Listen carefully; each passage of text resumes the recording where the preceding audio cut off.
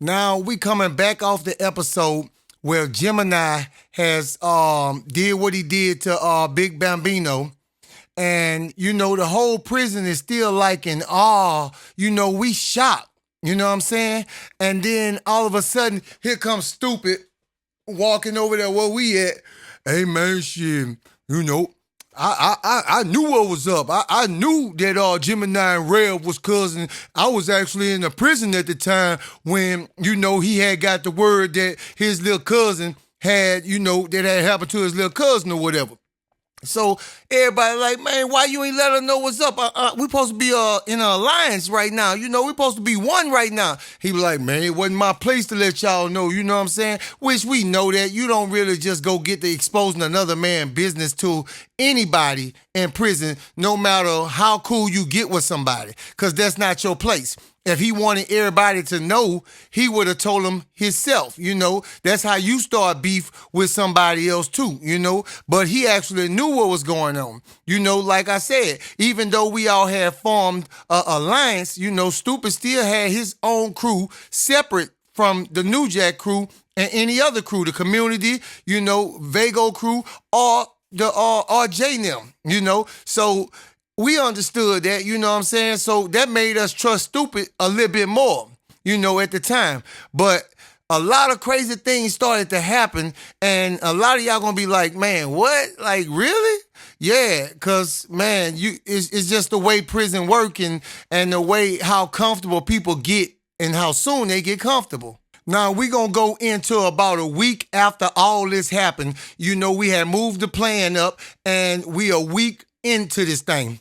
So, Q and Baby Charles, they've been arguing a lot, you know what I'm saying, since this happened with Chad. They married at this point. They entered into a prison marriage at this point, Q and Baby Charles.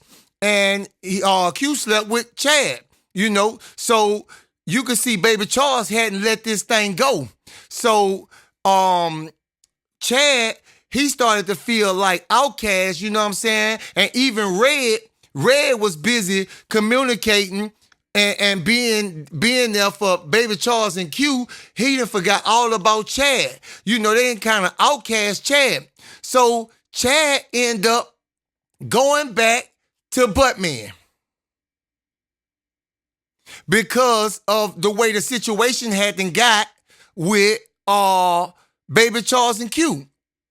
He no longer wanted to be around them. So he done got himself back reassigned over there by Buttman. So he's out of the plan, and no doubt that he gonna start telling them some of the things that he learned from our plan. Now, we all running around now because we know we got to move this plan up super early before Chad can get over there and relay all our plan to Buttman them. So we seeing that Baby Charles had been holding on to, a topped up cup for about ever since, this situation that happened between Gemini and Bambino. We not knowing, we thinking he making some prison wine or something like that. He just been holding this cup, and every now and then he be shaking this cup up and he'll keep it back on side of his bed. So now we all having secret meetings again. We all meeting back there in the shower or whatever and discussing the plan and making sure we got all the details and who gonna do what. And then we all already trying to figure out how we gonna come up with a plan for Chad. Because we done kind of grown a liking for Chad because he done got cool with us, and we don't know if he gonna really betray us, but we don't want to take no chances either. So we trying to figure out what we gonna do about him. So going into that next night, we see a bunch of commotion going on over there by the community. You see Red trying to hold Baby Charles back, and he do that for about 5 minutes. Then all of a sudden he strikes out and come where we was. Man, y'all come here. Come on, help me. He not saying what's going on. So we all just take off because we think Buttman and them, they got into a whole altercation or something. So we can still see the commotion. So all of a sudden we see Q make it over there where Chad was and throw some piss and shit in Chad's face that he had been holding for about a week and something. If anybody know about piss and shit, when you put it in a cup or you hold that, it turns into something like acid. When I say Chad was all on his knees and every time he rubbed his face, he was hollering, ah, ah, ah. And every time he rubbed his face, skin was coming off. That was the nastiest looking I've ever seen in my life. The most disgusting shit I have ever seen in my life. To throw your piss and your feces in another human being's face. And sit there and laugh and call this person bitch, bitch. Just sit there and taunt this person with no remorse. And poor little Chad just hollering and hollering and hollering and hollering until finally all but man them boys go run and beat on the door for the COs. Ain't this something? Now we got another kink in our plan. Although they done got rid of Chad, we don't know how much they know. And now plus you done put something else in the play that we didn't even plan for. Nobody couldn't have known that he was harboring all these feelings towards Chad. We knew, it was something there, but we thought they had to let bygones be bygones. Just for the time being until we execute the plan. And then they could take their beef off pause. So finally, 2 COs come to the door and Chad already standing by the door hollering and hollering and hollering, and they takes Chad out and they locks us back in there. And we just saying, okay, well, everything gotta be on pause until the COs come back, because we know they coming back for somebody. So 1 hour passed, 2 hour passed, 3 hour passed, until we finally knew Chad didn't tell him Baby Charles did this. We don't know why he never told that Baby Charles did this to him. Maybe he felt some kind of guilt for sleeping with Baby Charles' husband, Q. We don't know. I'm just speculating at this point, but nothing happened to Baby Charles. Now, fast forwarding in this, going into that night, you know what I'm saying? After everybody realized the COs wasn't coming, everybody started going back to their regular scheduled program, and we still talking about the plan and different stuff like this. And, we see Vago by us, but it's just Vago by us. Stupid still over there by his homeboys and by his rack, and all of a sudden we see Stupid get up and run over there to where Vago homeboys was and start jugging one of Vago homeboys. Man, this is just not stopping this day. We can't win for losing. Now he's actually, he done sat there and thought about this and thought about this and thought about this, and that fight wasn't good enough. That fight that him and Vago Boy had wasn't good enough. He had to do something else to let them know he ain't to be played with. And that's how it work in prison. If you let somebody get away with something and you don't do something real drastic to them, then people gonna know you to be played with. That's how that work in every prison. You have to go do something real drastic to let people know you ain't to be played with. So he end up doing that, and then Vago run back over there. Now him and Vago into it. But him and Vago got weapons stand each other down, and Vago tell his other boss, go knock on the door for the COs so he can get his other homeboy some help. And him and Stupid just still having words. So the COs come in, and now they come in, I don't know what made them come in like this. They come in in full riot gear. Get back, everybody get in front of their racks. Put your hand behind your head, get on your knees. Don't know, it's almost like they was expecting this. Don't know if they overheard what happened, because it hadn't got loud, real loud. Almost like it was gonna blow the roof off the place. So now this is the first time ever I've seen a guy say, while he's laying there bleeding, Stupid did this, he read it, and everybody like, no, man, no, Now, when you hear the whole prison go, no, and that means when this guy recover, no matter where they put this guy at, he's labeled as a snitch, so somebody gonna take him out. That's the worst thing that you could do. You'll do better waiting until you leave out that dorm to leave some doubt in their head that the COs might have figured this out by themselves. But he told right there on the spot, which let me know he wasn't built for this kind of life. But you violated and you stole something from Stupid. So needless to say, the COs took Stupid ass out there zip tied and spit bag and everything else. They even roughed Stupid up. Because Stupid was resisting and fighting and everything. Stupid is now gone out the dorm. A big part of our plan. I told you, prison is unpredictable. And people can't put their feelings in check. You know, and I'm going to just say it. Some people belong in prison. Some people deserve to be just where they are. I'm not sitting here and making it like, you know, these guys was turned into something. Some of these people came to this prison this way. Now, Stupid gone from this prison and Vago boy gone out this prison. So we got to go to the remaining Stupid boys and set things at rest with them and Vago with them, vice versa. And finally, we do that until the point we all just call a meeting and talk this thing out like, man, that wasn't supposed to happen. And Vago kind of understood, like, man, he really had to do that. He was like, I would have lost respect for him if he wouldn't have done it. That's how crazy things are. Vago would have lost respect for Stupid if Stupid wouldn't have got his boy. Yeah, like that. So now we all back on one accord finally. So we knowing, hey, listen, in 2 days, we got to make our move. We can't wait no more time because everything unpredictable is happening. It ain't going to last. If we wait another week, ain't no telling what's going to happen. So we got to put this plan in full effect. So we go and we started coming up with everything everybody need to do. Listen, in 2 days, it's go time. It's go time. Because Buttman been over there enjoying the festivities, enjoying seeing all these things happening. Because now he feel like it's evening the odds out with all these different people that he got beef with, leaving out of here and gone from the dorm.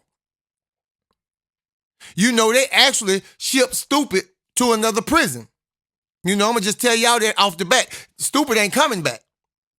They shipped him to a whole nother prison. Straight off the bat. A couple days later, they shipped him straight to a whole nother prison. Actually, they shipped him the day we put the plan into effect. So 2 days later, going into that night, we wait till Buttman do his same predictable schedule. Take a few of his boys, a few of his bitches, and go take a shower. And the moment he took a shower, you got the rest of the community, you got J them, you got Vago them, and Stupid boys them attack the remaining member, which Tay-Tay was still down there. And they attacked them. And they was fighting and jugging and everything down there. And once we seen this happening, we ran to the bathroom. And when we ran in the bathroom, we walked behind them. Because this already going down. We know his boys ain't coming. So we let him know what's about to happen to him. Now, when you take a shower, you wrap your weapons up in your clothes. So your weapons ain't on you while you taking a shower. So we done surrounded them in a way till their clothes is on a brick, like the little brick little wall where you put all your soap and stuff and all that around, you know, the shower. So we behind that, and everybody knocked their clothes and stuff off the wall onto the other side of the wall. So Roderick get to telling Buttman, yeah, bitch, it's about that time now. It's about that time now. And you see Buttman, he put his setup. He thinking we just about to jump him, and that's about to be that. Now, he got all these new bitches around him that's really ain't no veterans in this kind of art, this kind of fighting style. Because we about to really get him out of here. We don't care what we got to do. So he telling Buttman, yeah, bitch, you been running rampant up in here. You been doing everything you want to do up in here, huh? Yeah. So before you know it, Roderick had to stuck him. Bow! Hit Buttman. And him and Roderick had to got in the mix. Right now, he's slipping down the shower, everything, and Roderick still on him. So before you know it, we go towards his boss, and a couple of new bitches bag up and put their back against the wall like and put their hands up like, we ain't got nothing to do with this. But see, all the war is, if y'all in here and y'all with him, y'all got something to do with it. So we all start diving. I start hitting people, bow. Both start hitting people, bow. Derek, Roger, Cody, we all in there. We in there fighting, and everybody jugging. So while they got Buttman on the ground and we on their boards, he trying to make his way to his weapon, and Roger jug him in his back. Bow, bow. Jugging about 3 or 4 times in his back. And yeah, I'm looking real excited because it's been way overdue.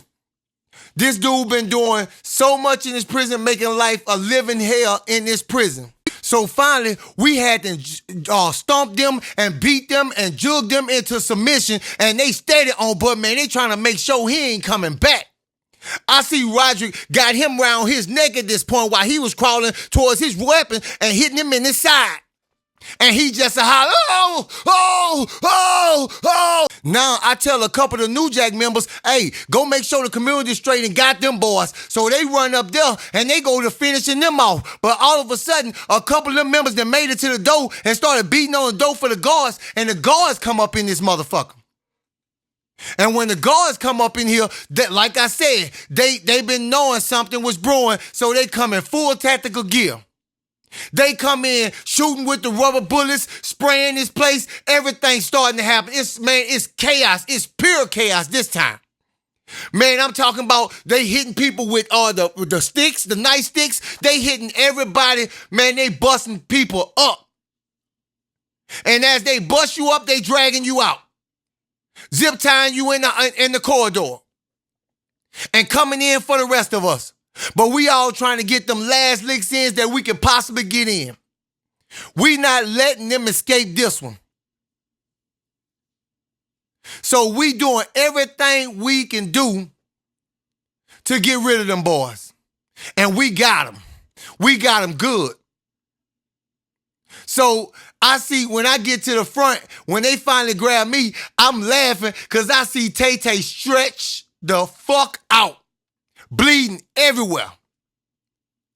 Because he was an intricate part of all that Buttman was doing, Bambino was doing, Port Allen Ralph, you was there through it all. And you got what was coming to you, buddy. And that's a fact. And I couldn't have been happier. I know I'm going to the block. I know everybody with me going to the block. And we knew this had to happen. So I'm watching Roderick, and Roderick, at the time they caught Roderick, he was still actually on top of Buttman, jugging Buttman. And they hit my dude so hard, they knocked him plumb out. They hit him on his forehead with the nightstick and knocked him plumb out. That's the rule. He had to. They had to. The guard had to. Because they wasn't going to try to disarm him no other kind of way. He was armed when they caught him. The difference between us and Roderick, we had them dished our weapons. But Roderick was still trying to finish Buttman off. Roderick had them built up a pure hate for this boy. Like we all did. And it's a crazy, crazy thing, you know, that this prison hadn't got to this boiling point, and not no CO, not the warden, nobody has seen this coming. The 90s set the tone for how they operate in the prisons. The 90s in almost every prison set the tone for how the procedure for the guards is. The 90s and the early 2000s set the tones. Now, after they hadn't got everybody who was actually doing damage to another inmate, they started rolling out the inmates that was injured. And I see Buttman coming up, he's whining. I mean, he's near death. He's no more. He's almost got a faint, just, you could barely hear him. And he's barely moving. And everybody just spectating and laughing. Everybody saying, I bet you, I know I was thinking, we finally got him. We finally got this dude that was made this prison into what he really was. A living hell. And now he's neutralized. Now, needless to say, we all got sent to the block, and we all was positioned on the block. And I actually was released home from the block. But, you know, like I said, I'm going to tell y'all jose by jose by jose by jose. Even though this was the end of this jose, what I didn't realize is, you know, technically, they call themselves sending you to a minimum security prison for your first offense. And then if you get in trouble again, they send you to a prison that's way worse. As if this prison wasn't worse enough.